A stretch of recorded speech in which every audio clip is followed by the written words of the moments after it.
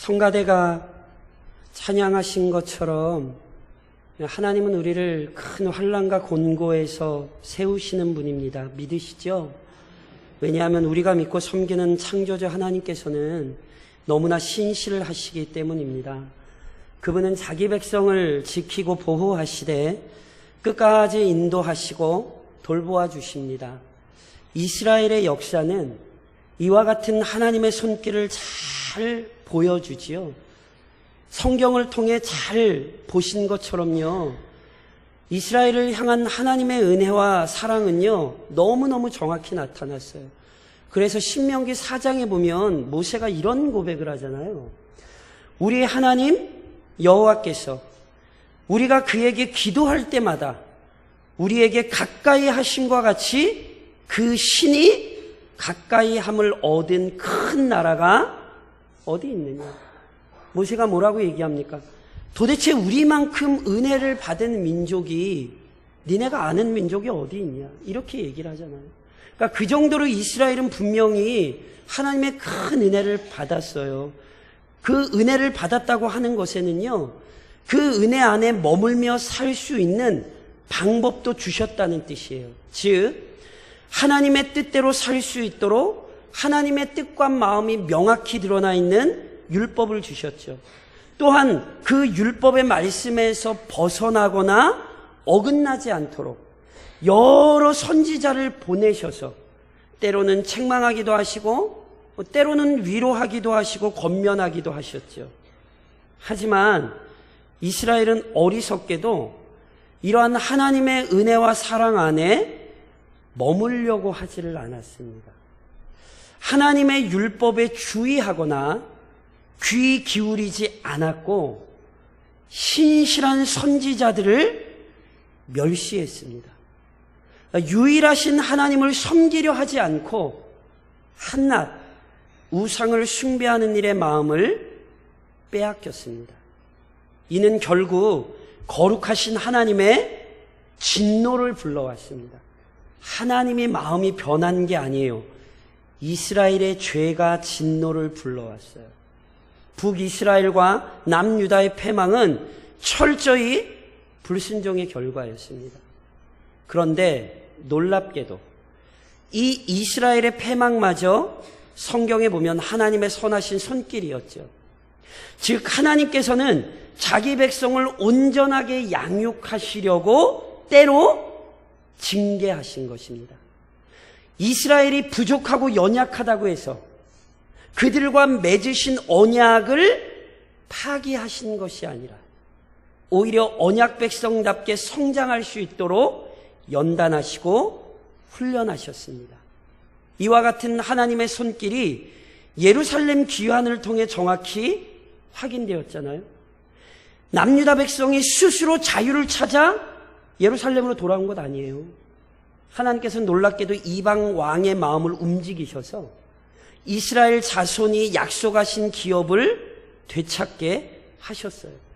그리고 이러한 역사를 통해 단순히 이스라엘만이 아니라 택하신 자기 백성을 향한 하나님의 주권적인 섭리를 명확히 보여주신다는 사실을 깨달으셔야 돼요. 저는 한갓 예전 이스라엘의 역사를 얘기하고 있지 않아요. 저는 그 역사를 근거로 하여 오늘 우리의 이야기를 하고 있다는 사실을 놓치지 마십시오. 마치 이스라엘 백성이 불완전하고 미련하고 어리석었던 것처럼 이 땅을 살아가는 그리스도인과 교회 역시 부족하고 연약하며 불완전합니다. 그래서 그리스도인이 큰 악을 행하기도 하고요, 교회 안에 많은 문제가 발생하지요. 이거 그래도 된다는 얘기 절대 아닙니다. 이것은 분명히 합당하지 않은 것입니다. 그러나 이것이 합당하지 않다고 해서 하나님을 섬기는 자들답게 이러한 삶을 살지 못한다고 해서 그래서 내가 소망이 없고 저 사람이 소망이 없고 교회가 소망이 없다, 이렇게 얘기하시면 안 돼요. 우리는 철저히 하나님 말씀 앞에 부끄러운 것들, 그 현실을 직시하고 회개하고 돌이켜야 합니다. 동시에 이러한 불완전함 때문에 소망이 없는 것이 아니라 오히려 하나님께서 우리를 이끌고 가고 계심을 찬양해야 합니다. 하나님의 신실하신가 선하신 섭리가 지금도 교회를 인도한다는 사실을 명심해야 합니다. 하나님의 변치 않는 사랑을 확신한다면 그 변치 않는 사랑 때문에 우리에게 변하지 않는 소망이 있음을 알아야 합니다. 우리는 지금 이 이야기를 하고 있는 것입니다. 오늘 본문에서도 우리는 그 사실을 깨닫게 되죠. 오늘 본문이 우리에게 뭘 보여줍니까? 사랑하는 성도 여러분, 하나님께서는 허물 많은 자기 백성을 품어주십니다. 오늘은 그 8가지 환상 중에 4번째 환상입니다. 환상의 내용은 이런 것입니다. 대제사장 여호수아가 여호와의 천사 앞에 서 있습니다. 그리고 여호수아의 오른쪽에요, 누가 서 있냐면 사탄이 서 있어요. 그래서 그 사탄이 오른쪽에 서서 여호수아를 대적하고 있어요. 도대체 여호수아를 대적한다는 게 뭔가? 실은 3절의 표현에 보면요, 여호수아가 더러운 옷을 입고 있다 이렇게 되어 있거든요. 그러니까 사탄이 대적한다는 건요, 여호수아의 죄악을 낱낱이 파헤치고 지적하는 광경이에요. 그러니까 이 환상을 조금 더 구체적으로 설명드리면 이런 것입니다. 본문에 등장하는 대제사장 여호수아는요, 고레스의 명령에 따라 남유다 백성이 예루살렘으로 귀환할 때 정치 지도자인 스룹바벨과 함께 이 남유다 백성을 이끌었던 지도자입니다. 그런데 이 여호수아의 할아버지 스라야는요, 이전에 느부갓네살 왕에게 잡혀서요, 하마 땅 림나에서 피살됐어요. 그의 아버지 여호사닥은 바벨론의 포로로 끌려왔었어요. 그러니까 다시 말씀드리면 무슨 얘기냐면, 이 대제사장 여호수아의 고향은 예루살렘이 아니라 바벨론이에요. 그는 자기의 아버지가 포로로 끌려왔을 때에 포로로 끌려간 바벨론 땅에서 태어나 그곳에서 자란 사람이에요. 그러던 중 고레스 왕의 유다 귀환 명령이 하달되자 대제사장으로서 백성들을 이끌고 돌아온 거지. 그런데 이 여호수아가요, 더러운 옷을 입고 있어요. 더러운 옷을 입고 있어요. 이게 도대체 왜 그럼 여호수아가 더러운 옷을 입고 서 있는가? 대제사장이 어떤 사람인지 기억하시죠? 대제사장이 가장 중요한 사역이 뭔지 이해하세요? 기억하세요? 대제사장이 가장 중요한 사역은요, 1년에 단 한 번 있는 대속죄일에 모든 백성의 죄를 용서받기 위하여 모든 백성을 대신하여 하나님 앞에 나아가는 것이죠. 그러니까 이러한 의미에서 여호수아가 더러운 옷을 입고 여호와의 천사 앞에 서 있다는 것은 거룩하신 하나님 앞에 선 남유다 백성이 얼마나 비천한 죄인인지를 알려주는 거예요. 모든 인간이 하나님 앞에 섰을 때 더러운 옷을 입고 있는 거예요. 그 죄악이 너무너무 끔찍하고 하나님 보시기에 합당하지 않은 비참한 죄인들인 거예요. 그러니까 이러한 현실을 지금 이 환상을 통해 보여주시는 거죠. 이것이 타당하다는 것은 하나님의 말씀에서도 나와요. 하나님께서 친히 여호수아를 뭐라고 표현한 줄 아세요? 불에서 꺼낸 그슬린 나무. 하나님이 여호수아를 친히 이렇게 표현하세요. 불에서 꺼낸 그슬린 나무. 불에서 꺼낸 그슬린 나무, 무슨 뜻이겠습니까? 아무짝에도 쓸모없고 볼품도 없다고요. 그러니까 여호수아 단지 한 사람이 아니라 당시 남유다 백성의 상태가 하나님 보시기에 참 아무짝에도 볼품없고 쓸모없는 자들이라고요. 그래서 사탄이 뭐하고 있었어요? 막 비방하고 있잖아요. 비방하고 있잖아요. 여호수아의 죄악, 남유다 백성의 죄악을 막 까발리고 있는 거예요. 근데 놀라운 사실은 뭐냐 하면, 하나님께서 여호수아가 죄인으로 서 있는데 하나님이 여호수아를 책망하시는 것이 아니라 누구를 책망하죠? 사탄을 책망하세요. 2절에 보니까 뭐라고 되어 있었어요? 여호와께서 사탄에게 이르시되, 사탄아, 여호와께서 너를 책망하노라. 예루살렘을 택한 여호와께서 누구를요? 사탄을 책망하노라. 정직히 말해 남유다의 지난 행적들을 보면 사탄의 공격은 타당해요. 남유다는 자신들의 죄악에 이끌렸기에 바벨론에 의해 패망당했고요. 70년 연단을 마치고 예루살렘을 돌아왔지만 여전히 앞서 살펴본 것처럼 순종하는 일에 미흡했어요. 그래서 그게 뭘로 드러났다고요? 성전을 재건하다가 중단이 됐다고요. 그것도 몇 년? 무려 16년간이나. 이건 건물 짓다 만 게 아니라니까요. 신앙이 완전히 바닥을 치고 있는 거예요. 그러나 잊지 말아야 할 것은 죄에 대한 최종 판단은 사탄이 아니라 하나님께서 하십니다. 그렇게 심판하시는 분이신 하나님께서 오히려 비방하는 사탄을 책망하시는 거예요. 야, 네가 심판하는 거 아니야. 내가 심판하는 거야. 하나님이 지금 이렇게 말씀하시는 거예요. 그리고는 남유다는 긍휼히 여기시는 거죠. 오해하지 마세요. 남유다가 죄를 지어도 괜찮다는 말이 아니에요. 하나님께서 연약한 자기 백성을 아끼시며 긍휼히 여기시며 품에 품으신다고요. 죄를 져도 괜찮다는 얘기를 하는 게 아니라 하나님이 그 연약한 자들을 품어주신다고요. 본한상은 그걸 보여주는 거예요. 더 나아가서 하나님께서는 자기 백성의 죄를 사하실 뿐 아니라 의롭게 여기십니다. 사탄의 비방에도 불구하고 남유다를 향한 하나님의 사랑은 흔들리지 않습니다. 오히려 하나님께서는 자기 백성의 죄를요 해결하세요. 그게 오늘 본문에 이렇게 나타나요. 저랑 읽으신 4절에 여호와께서 자기 앞에 선자들에게 명령하사 천사들에게 명령하세요. 그 더러운 옷을 벗기라. 여호수아가 입고 있는 더러운 옷을 뭐 하래요? 벗기래요. 더러운 옷을 벗기는 게 뭔데요? 4절에 분명히 이렇게 표현되어 있어요. 내가 내 죄악을 제거하여 버렸으니. 더러운 옷을 벗긴다는 건 하나님께서 여호수아의 더러운 죄를 제거하신다는 거예요. 아시죠? 이건 실은 하나님만이 하실 수 있는 거예요. 이사야 1장에 이사야가 뭐라고 선언했어요? 여호와께서 말씀하시되 오라 우리가 서로 변론하자. 너희의 죄가 주홍 같을지라도 눈과 같이 희어질 것이요 진흙같이 붉을지라도 양털같이 희게 되리라. 죄를 사하시는 것 누구만이 할 수 있습니까? 하나님만이 하실 수 있습니다. 오직 하나님의 긍휼만이, 그분의 주권적인 능력만이 죄인을 구원하시잖아요. 그러니 하나님께서 여호수아의 죄악을 깨끗게 하시는 거예요. 그걸로 끝나지 않아요. 뭐라고 명령하셨어요? 내게 아름다운 옷을 입히리라. 더러운 옷이요, 더러운 옷을 벗기는 것이 죄악을 제거하는 것이라면 아름다운 옷을 입히는 것은 의로운 자들로 인정해 주신다는 거예요. 죄만 깨끗게 하시는 게 아니에요. 의로운 자로 인정해 주세요. 특히나 이 광경을 스가랴가 지금 보고 있잖아요. 그러니까 스가랴가 하나님께서 더러운 옷을 벗기고 깨끗한 옷을 입히신다고 하니까 너무너무 감격해서 스가랴가 보다 말고 하나님께 탄원해요. 5절에 뭐라고 돼 있죠?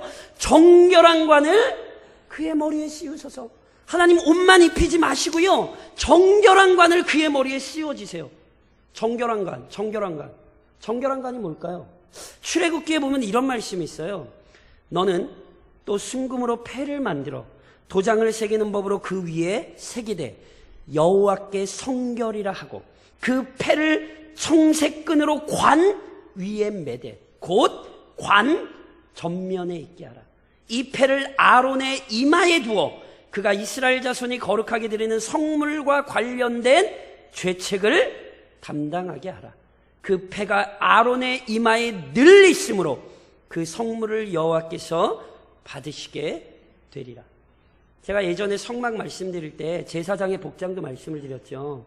그때요, 제사장의 복장이 모든 제사장들에겐 4개가 있고요, 거기에 대제사장은 4개가 더 추가돼요. 그 중에 하나가 머리에 쓰는 관이에요. 그 관에는 여호와께 성결이라 쓰여진 패가 있어요. 그래서 그 패를 쓰고 반드시 하나님께 나아가야 돼요. 그러지 않으면 대제사장의 속죄의 제사가 하나님께 다 받아들여질 수 없었어요. 여기 관은요, 아마 이것을 의미하는 것 같아요. 그러니까 보세요. 더러운 옷을 벗기셨죠? 죄를 제거하셨어요. 아름다운 옷을 입히셨죠? 의롭게 여겨주셨어요. 게다가 그 옷에 관을 씌우셨어요. 무슨 얘기입니까? 그의 거룩한 직임을 회복시켜 주셨다는 거예요. 이와 같은 장면을 실은 우리 주님의 비유에서도 알 수 있어요. 방탕한 아들이요, 아버지 재산 뺏어가지고 둘째 아들이 집 나가죠. 그런데 그러고 나서 다시 자기 죄를 깨닫고 아버지께 돌아왔잖아요. 그때 아버지가 어떻게 했는지 아세요? 누가복음 15장에 보면 이런 말씀이 있어요. 아버지는 종들에게 이르되 제일 좋은 옷을 내어다가 입히고 손에 가락지를 끼우고 발에 신을 신기라. 이게 무슨 얘기인지 아세요? 좋은 옷, 이거는요 아들의 영광을 의미해요. 손에 가락지, 임장반지예요. 주인으로서 도장을 꽝 찍는 거예요. 발의 신, 종이 아니라 자유인임을 의미하는 거예요. 아버지는요 아들을 그냥 기쁘게 맞은 정도가 아니에요. 아들이기에 아들의 권위를 회복시키는 거예요. 이게 바로 하나님께서 남유다에게 그리고 자신의 백성에게 베푸시는 사랑이라니까요. 그들의 죄를 용서하실 뿐 아니라 그들을 의롭다 칭하시되 그들의 권위와 사명을 회복시키시는 거예요. 하나님의 사랑이 얼마나 큰지를 보여주는 거죠. 그걸로 끝이 아니에요. 하나님께서는요 순종을 통해 더 큰 은혜 안으로 인도하십니다. 앞서 살펴봤듯이 하나님께서는 자기 백성을 아끼셨기에 바벨론 포로라는 연단을 지나 약속의 땅으로 돌아오게 하셨어요. 남유다의 죄악을 사하셨고요. 의로운 백성으로 여겨 주셨어요. 예루살렘 성전을 재건하면서 하나님의 백성으로서의 정체성을 회복할 수 있게 하셨죠. 제사장 나라로서의 사명을 회복하게 하시는 거예요. 그런데 이전 이스라엘 역사에서도 드러났듯이요. 은혜를 받을 때 더욱 주의해야 합니다. 예를 들면 사사기에 보면 사사기 2장에 이런 말씀이 있는 거 아시죠? 여호와께서 그들을 위하여 사사들을 세우실 때에는 그 사사와 함께 하셨고 그 사사가 사는 날 동안에는 여호와께서 그들의 대적의 손에서 구원하셨으니 이는 그들이 대적에게 압박과 괴롭게 함을 받아 슬피 부르짖음으로 여호와께서 뜻을 돌이키셨음이거늘 그 사사가 죽은 후에는 그들이 돌이켜 그들의 조상들보다 더욱 타락하여 다른 신들을 섬기며 그들에게 절하고 그들의 행위와 패역한 길을 그치지 아니하였으므로. 사사기가 뭘 보여줍니까? 은혜를 받아도 쉽게 잊더라는 거예요. 사랑을 풍족히 받아도 그 사랑을 쉽게 떠나 살더라는 거예요. 그래서 본한상에서 여호와의 천사가 여호수아에게 아주 강력한 요구를 해요. 그것이 7절에 어떻게 표현되어 있었냐면 내가 만일 내 도를 행하며 내 규례를 지키면 하나님께서 더러운 옷을 벗기고 아름다운 옷을 입히고 그 머리에 관도 씌우셨으니 뭐 하라는 거예요? 여호와의 도를 지키고 행하라는 거죠. 그런데 보세요. 이거는요 새로운 명령 아니에요. 본래 이스라엘 백성은 하나님과 언약을 맺은 자들이기에 하나님께서 주신 언약의 말씀, 즉 10계명을 포함하여 모든 율법의 말씀에 순종했어야 합니다. 하지만 이스라엘은 이 율법의 말씀에 순종하는 것을 기뻐하지 않았죠. 그러니까 이러한 태도, 즉 불순종은 합당하지 않은 것이에요. 믿으시죠? 그래서 보세요. 다시 하나님이 순종을 요구하시는 거예요. 너 원래 순종하는 사람으로 부름받았으니 너는 꼭 이제 순종해야 된다. 그러면서 덧붙여 이런 말씀을 하세요. 내 도를 행하며 내 규례를 지키면 내가 내 집을 다스릴 것이요 내 뜰을 지킬 것이며 또 내가 너로 여기 섰는 자들 가운데 왕래하게 하리라. 하나님의 말씀을 잘 지키면요 하나님이 어떻게 하시겠대요? 하나님의 집을 다스리고 하나님의 뜻을 지키게 하시겠대요. 이거는요 제사장적 사역, 즉 하나님을 섬기는 백성으로 하나님을 영원토록 잘 섬기게 하여 주신다는 거예요. 특별히 너로 여기 섰는 자들 가운데 왕래하게 하리라. 이 구절의 정확한 의미가 잘 뭔지는 모르겠는데 아마 이런 뜻인 것 같아요. 하나님 옆에 하나님의 천사들이 하나님을 섬기며 하나님과 소통하잖아요. 마치 그런 것과 같이 하나님과 친밀하게 교제하며 하나님과 충만한 은혜를 나누며 산다는 의미로 여겨져요. 그러니까 핵심은 뭐냐면요 순종하잖아요. 더 많이 순종하잖아요. 그럼 더 복을 받아요? 더 복을 못 받아요? 그 얘기하는 거예요. 하나님께 더 많이 순종하는 자가 하나님과 더 깊은 교제를 누린다고요. 그러니까 하나님은 자녀들에게 순종을 강조하시는 거예요. 왜냐하면 하나님은 창조주시고 우리는 피조물이니까 당연히 하나님께 순종해야 될 뿐 아니라 하나님께 순종하는 자가 하나님께서 주시는 더 큰 은혜와 복을 누리게 되니까 그러니 하나님은 순종을 하라는 거예요. 순종이 우리를 살리는 것이고 순종이 우리를 복되게 하는 것이니까 그래서 하나님은 순종하라고요. 우리를 괴롭히려고 순종하라고 요구하시는 게 아니라 우리를 살리시려고 하나님이 지금 순종을 요구하신다는 거예요. 게다가 하나님께서는 변치 않는 소망을 알리시고 바라보게 하십니다. 하나님은요, 순종이 얼마나 복된 것인 것만 알리신 것이 아니에요. 이스라엘 백성들, 하나님의 백성들이 진정한 소망을 기대해야 할 것도 알려주셨어요.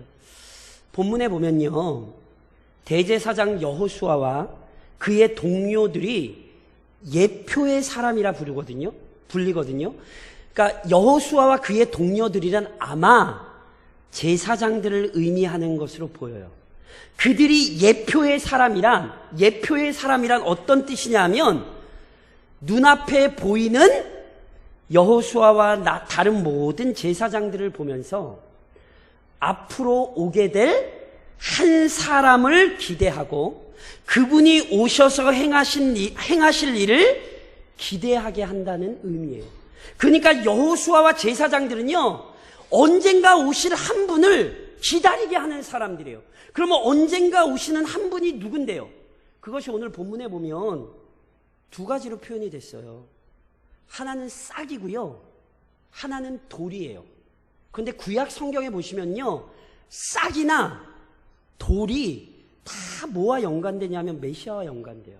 대표적으로 이사야 11장에 보면 이새의 줄기에서 한 싹이 나며 그 뿌리에서 한 가지가 나서 절실할 것이요. 이사야가 예언했던 메시아죠. 이사야는요, 돌로서도 메시아를 얘기했어요. 그래서 이사야 28장에 보면 그러므로 주 여호와께서 이같이 이르시되 보라 내가 한 돌을 시온에 두어 기초를 삼았노니 곧 시험한 돌이요 귀하고 견고한 기초돌이라. 그것을 믿는 이는 다급하게 되지 아니하리로다. 이사야만이 아니에요. 성경에 보면 싹이나 돌은 이 땅에 오실 메시아를 예표해요. 그러면 이 땅에 오실 메시아가 오면 뭘 해요? 오늘 스가랴가 9절에서 뭐라고 얘기하는 줄 아세요? 이 땅의 죄악을 하루에 제거하리라. 메시아가 오면 하시는 일이 뭐예요? 이 땅의 죄악을 제거하는 거예요. 그래서 결론적으로 어떤 일이 일어나는지 아세요? 10절에 보면 이렇게 표현되어 있죠. 그날에 어떤 날이요? 메시아가 와서 이 땅에서 그 죄악을 제하시는 날에 너희가 각각 포도나무와 무화과 아래로 서로 초대하리라. 성경에서요, 포도나무와 무화과 나무는요, 평안과 형통함의 상징이에요. 그러니까 이게 지금 무슨 얘기냐면 메시아가 와서 이 세상의 모든 죄악을 제거할 때 이 땅에 진정한 평안과 위로가 넘치게 될 거라는 거예요. 그래서 사람들이 서로를 그 평안과 형통으로 초대할 거라는 거예요. 이 평안을 누리라고, 이 안식을 얻으라고 수많은 사람들이 서로를 초대하고 함께 이 은혜를 누리는 복된 공동체가 이 땅에 실현될 거라는 거예요. 이것을 제가 스가랴가 예언하고 있는 거죠. 그리고 이 말씀이 당시 남유다 백성들에게 굉장히 중요했다는 사실을 기억하셔야 돼요. 왜 남유다 백성들이 평안과 즐거움을 상실했습니까? 왜 도대체 남유다 백성들이 약속의 땅에서 쫓겨나 바벨론 땅의 포로로 끌려가 살아야 했습니까? 다시 약속의 땅으로 돌아오긴 했지만 왜 여전히 무너져서 비참과 좌절과 낭망에 사로잡혀 있었어요? 그 이유는 성경이 단 하나로 얘기해요. 죄예요, 죄. 이 얘기 다시 바꾸면 무슨 얘기인지 아세요? 죄가 있으면 평안은 없어요. 죄가 있으면 안락은 없어요. 그러니 보세요. 본문은 우리에게 이걸 가르치는 거예요. 도대체 우리에게 어떻게 평안과 안락이 오는가? 어떻게 우리가 진정한 형통함을 누릴 수 있는가? 죄에서 벗어나기 전에는 절대로 안 된다는 거예요. 그래서 이 환상이 중요한 거예요. 그 죄를 제거하기 위해 누가 오신다는 거예요? 메시아가 오신다는 거예요. 그가 오셔서 그가 이 모든 죄악을 이 땅에서 제거하신다는 거죠. 그걸 어떻게 알아요? 대제사장과 제사장들을 통해 그들이 예표의 사람들이 되어서 봐라, 너희가 하는 일을 언젠가 완성하실 분이 올 것이다. 대제사장과 제사장들을 통하여 이스라엘 백성들이 죄 사함의 은혜를 얻은 게 다가 아니라 메시아가 와서 대제사장과 제사장들을 통하여 행해졌던 그 불완전한 제사가 아닌 완전한 속죄의 제사를 이루셔서 이 땅의 모든 죄악을 사라지게 하실 거라는 거예요. 그러니 대제사장과 제사장들을 보면서 그분을 기다리고 그때를 기다렸던 것이죠. 그래서 실제로 그때가 온 것이고 여전히 우리 역시 그 은혜를 누리고 있음을 기억하셔야 됩니다. 하나님께서 이 약속을 주신 대로 이 땅의 죄악을 하나님께서 해결하셨습니다. 그런즉 사랑하는 성도 여러분, 우선 우리 죄를 사하시고 우리를 의롭게 하신 하나님을 찬양하십시오. 제가 누누이 말씀드리는 것처럼 성경은 단순히 옛날에 가나안 땅에 살았던 한 민족의 이야기를 하고 있는 게 아니에요. 그 민족의 이야기를 근거로 하여 온 인류가 처한 상황을 우리에게 보여주는 거예요. 이스라엘이 넘어지고 자빠졌죠. 그것도 어떤 사람들인데요? 누구보다 하나님의 크신 은혜와 놀라운 하나님의 능력을 경험한 사람들이 이스라엘이잖아요. 근데 넘어졌어요? 안 넘어졌어요? 넘어졌지요. 누구보다 큰 사랑을 받았는데 순간순간 죄악된 욕망에 이끌렸죠. 이것이 이스라엘의 얘기예요? 아니라니까요. 이것은 단순히 이스라엘의 얘기가 아니라 온 인류의 얘기를 지금 보여주는 거예요. 그런데 더 놀라운 사실은 이러한 죄인들을 하나님께서 끝까지 사랑하셨다는 거죠. 이스라엘을 하나님이 사랑하셨다는 것은 여전히 하나님께서 죄인들을 사랑하신다는 사실을 보여주는 거예요. 그리고 하나님의 관심은 그 죄인들의 죄를 해결하시는 거예요. 그래서 이사야 43장에는 하나님이 뭐라고 말씀하십니까? 나 곧 나는 나를 위하여 내 허물을 도말하는 자니 내 죄를 기억하지 아니하리라. 하나님은 우리의 죄를 도말하시는 자일 뿐 아니라 그 죄를 기억지도 아니하십니다. 즉 우리를 얼마나 놀랍게 용서하시는가를 설명하는 것 아닙니까? 비록 우리는 연약하여도 하나님은 우리를 다시 품어주십니다. 여호수아의 더러운 옷을 벗기시고 아름다운 옷을 입히시는 장면을 통하여 하나님이 우리를 얼마나 사랑하시는가를 표현한 거죠. 특별히 이 장면에서 주목하실 게 있어요. 이 장면은 오늘 이 환상은 법정의 장면이거든요. 법정. 그러니까 더러운 옷을 입고 여호수아가 서 있다라고 하는 것은 지금 심판자이신 하나님 앞에 심판받기 위해 서 있다는 걸 보여주는 거예요. 그런데 사탄이 뭐 하고 있죠? 고소하잖아요. 사탄이 꼭 누구와 같아요? 검사와 같아요. 그래서 여호수아의 죄를 막 까발리는 거예요. 특별히 주목하셔야 되는 건 사탄이 어느 쪽에 서 있었다 그랬죠? 오른쪽에 서 있대요. 원래 성경에서는요, 오른쪽은 권능과 능력을 상징해요. 그런데 여호수아의 권능과 능력이 누구예요? 사탄이 서 있다는 얘기가 무슨 얘기인지 아세요? 그에게는 아무 능력이 없다는 거예요. 고발받는 것 외에는 아무 능력이 없다는 거예요. 그래서 여호수아가 실은 입 뻥끗 못하고 가만히 있어요. 그래서 만일 일반적인 법정의 상황이었다면 유죄가 선언돼야 되겠습니까? 무죄가 선언돼야 되겠습니까? 당연히 유죄가 선언되어야 맞습니다. 그런데 하나님께서 뭐 하신 거예요? 유죄가 아니라 무죄를 선언하신 거라니까요. 왜요? 하나님만이 최종 심판자이며 완전한 심판자이시기 때문에 그래요. 그래서 누구도 이 판결을 대적하거나 뒤집을 수 없어요. 이 판결이 내려지자 그렇게 말이 많던 사탄이 한마디도 못해요. 이것을 로마서 8장이 우리에게 뭐라고 가르쳤습니까? 누가 능히 하나님께서 택하신 자들을 고발하리요. 의롭다 하신 이는 하나님이시니 누가 정죄하리요. 이 판결이 오늘 우리에게 내려졌음을 감사하십시오. 우리가 스스로 하나님 앞에 의로움을 얻은 것이 아니라 대제사장 여호수아처럼 아무것도 못하고 있는 우리를 하나님이 친히 의롭다 인정하신 거예요. 그래서 시편 32편의 고백은 우리에게 너무너무 중요해요. 허물의 사함을 받고 자신의 죄가 가려진 자는 복이 있도다.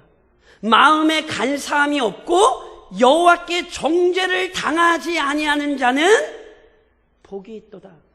누가 가장 복받은 자예요? 그 죄를 용서함 받은 자예요. 그 죄가 사함을 가려짐을 받은 자예요.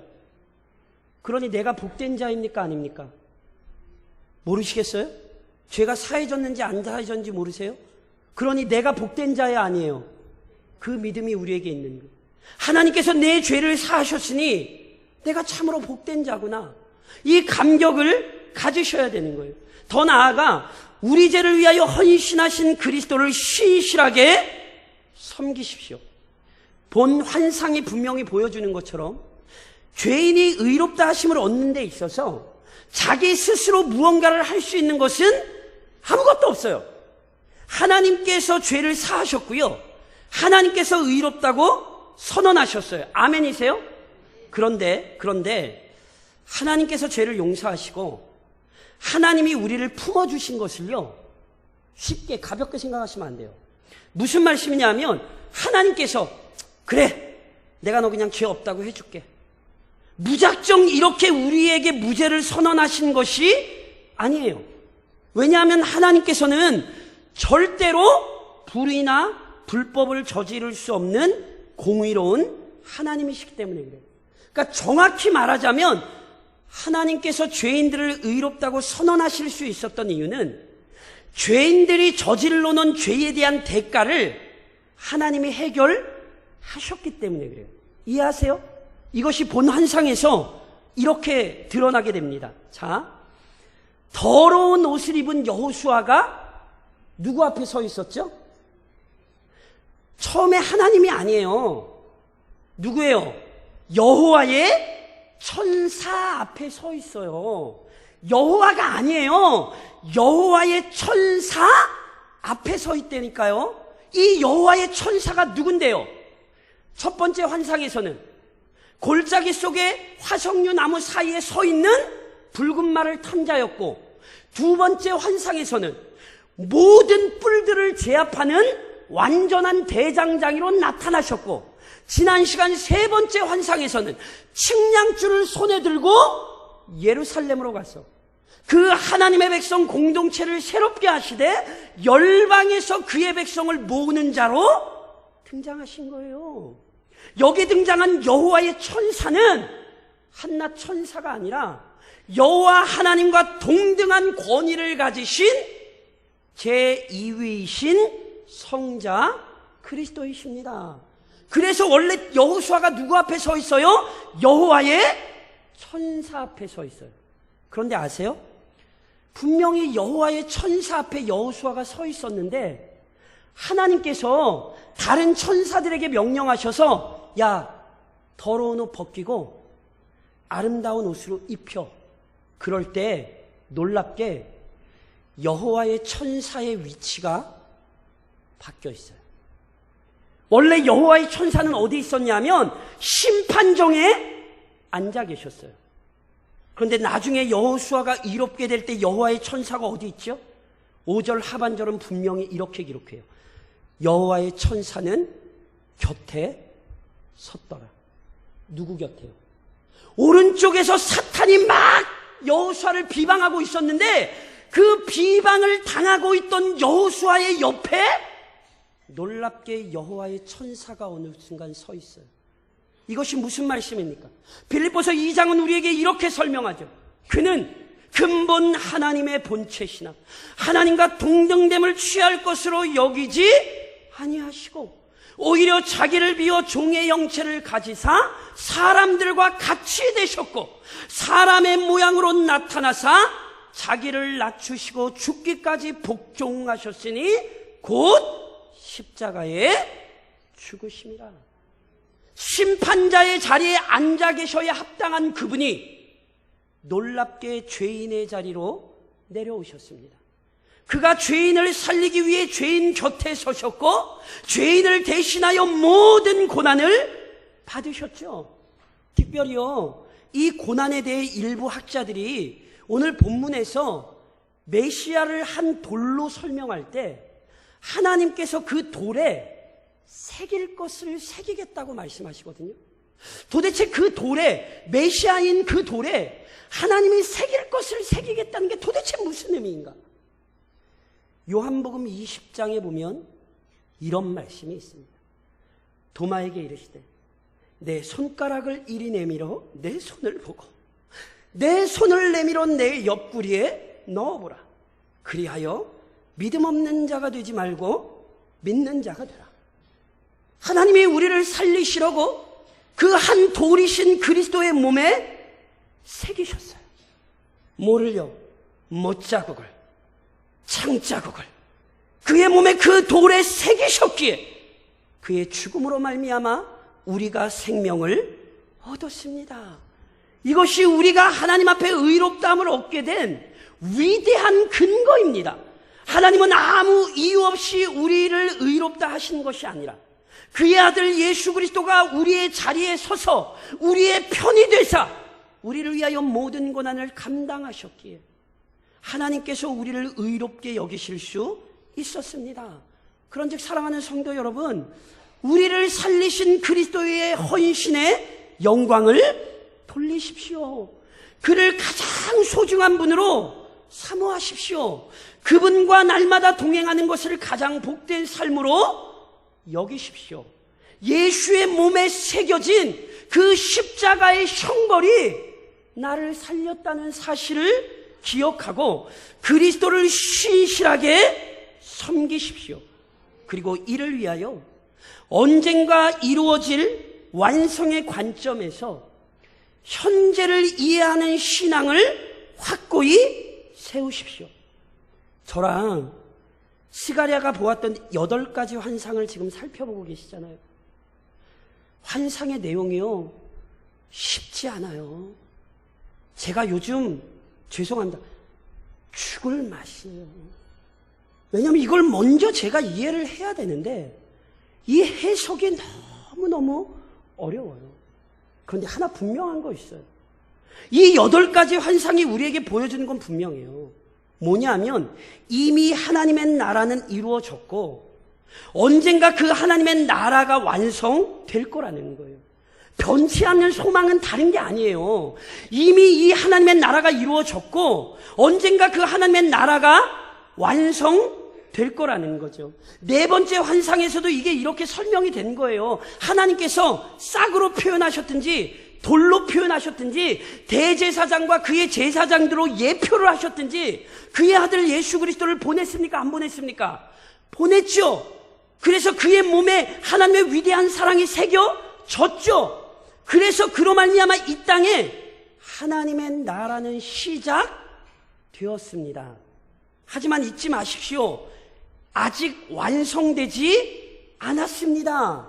이런 이유로 인해 이 땅에서는 혼란스러운 일이 발생해요. 마치 바벨론 포로로 끌려갔으나 아직은 정신을 못 차린 남유다 백성 같아요. 포로 한번 끌려갔다 와서 신앙생활 좋아요? 아니잖아요. 또 넘어지고 또 쓰러졌어요. 신앙생활 예수 믿고 나서 지금까지 신앙생활이 그렇게 좋으셨어요? 만일 그렇게 생각하시면 정말 교만한 사람이에요. 나는 한 번도 넘어진 적도 없고 한 번도 쓰러진 적도 없고 쟤들은 왜 저렇게 신앙생활을 한대? 만일 이런 마음이 있으시다면 정신 똑바로 차리세요. 하나님이 얼마나 두려운 분인지 모르는 거예요. 우리는 어느 누구도 그런 이야기를 할 수 없어요. 그래서 우리는 믿음으로 살기 위해 분투하고 노력하지만 여전히 언제나 드러나는 우리 자신의 연약함과 허물을 봐요. 교회 공동체가 얼마나 무능한지, 교회가 얼마나 부패되었는지 우리는 본다고요. 근데 착각하지 마시라니까요. 이런 것 때문에 교회와 그리스도인이 비난의 대상이 되기도 하죠. 특별히 사탄은 이 기회를 안 놓쳐요. 여호수아 옆에서 그렇게 입 열어가지고 비난하는 것처럼 수많은 방법으로 그리스도인과 교회를 비난해요. 근데 거기에 흔들리시면 안 돼요. 왠지 아세요? 우리는 지금 과정이기 때문에 그래요. 우리는 아직 완성되지 않았어요.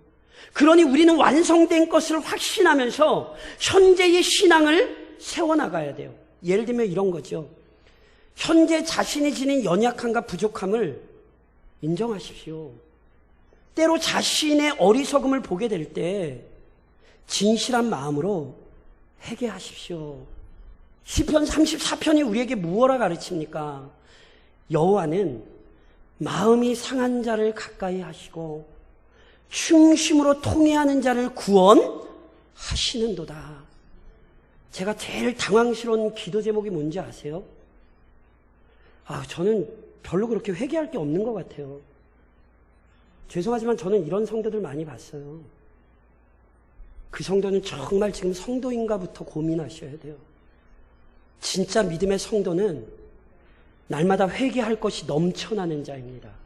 왜냐하면 그의 눈에 죄가 보이기 때문에 그래요. 제가 이번 추석 연휴 때 저희 아이들 이제 집에 있으니까 영화를 하나 보여줬습니다. 철로역정이라는 영화. 얼마 전에 나온 영화 같아요. 돈을 주고 제 네이버에서 다운받아가지고 저희 아이들 보여줬는데, 저희 아이들 보여줄 때는 저는 못 봤거든요. 제가 오늘 오후 설교와도 연관이 있고 해서 제가 이렇게 좀 봤어요, 다시. 애들이랑 이렇게 하면서 정신없이. 철로역정 저도 몇 번 읽었습니다. 아시죠? 크리스찬이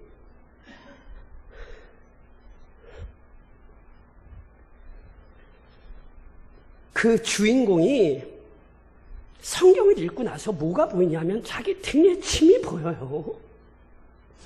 뭐가 예수를 믿는 거예요? 내 죄가 보이는 거예요.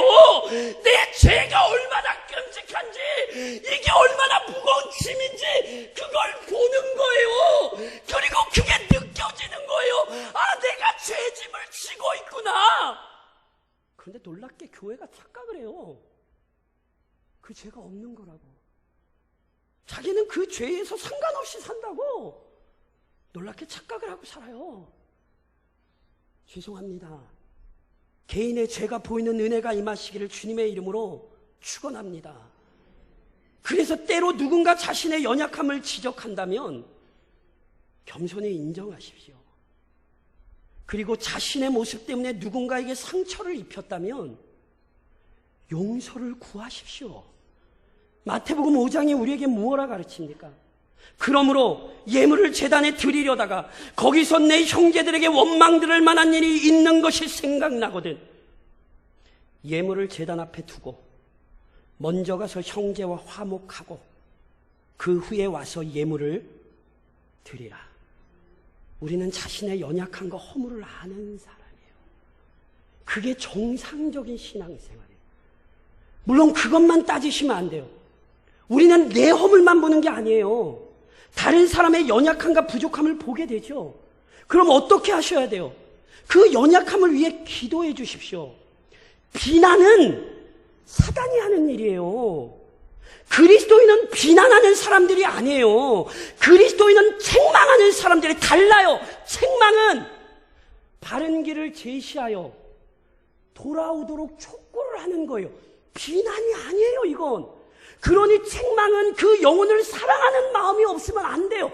돌아오라, 돌아오라 외치는 거지. 너 죄인이야. 그러니까 너 그렇게 살면 안 돼. 이건 사단이 하는 일이라는 사실을 잊지 마십시오. 무엇보다 죄를 짓고 어리석게 행동하는 사람이 함께 신앙생활을 하는 교인이라면 그 사람과 자신 그리고 교회를 위해 회개하며 은혜를 구해야 합니다. 왠지 아세요? 우리는 한 몸이기 때문에 그래요. 저 사람의 죄가 저 사람의 죄로 끝나지 않아요. 저 사람의 죄가 곧 나의 죄고 그것이 교회를 어지럽히는 거예요. 그러니 누군가의 죄를 가지고 성도의 죄를 놓고 기도하며 때로는 책망하고 권면하여 돌이키도록 촉구할 수 있는 사람. 이것이 그리스도인이라는 사실을 잊지 마십시오. 그리고 이것이 완성을 보는 사람들의 삶입니다. 서희 씨를 보면 참 불완전하고 연약하지만 완성에 이를 것을 알기에 오늘 이 연약함을 이겨낼 수 있는 거예요. 다시 무너진 자리에서 기도할 수 있고 쓰러진 자리에서 찬양할 수 있는 이유는 언젠가 우리가 갈 거거든요. 혹시 아시는지 모르겠어요. 크리스찬이 마지막에 천국에 이를 때에 함께 가는 사람이 있습니다. 그 사람의 이름이 소망입니다. 소망이 없인 우리는 그곳까지 갈 수 없어요. 변치 않는 소망을 품은 공동체, 그게 교회라는 사실을 기억하시고 그 소망에 붙들린 자가 그리스도인이라는 사실을 기억하시고, 오늘도 죄 많고 허물 많은 이 땅이 아니라 영광스러운 하늘의 일을, 그곳을 소망하며 이 땅의 문제들을 믿음으로 이겨나가시기를 우리 주님 이름으로 권면드립니다.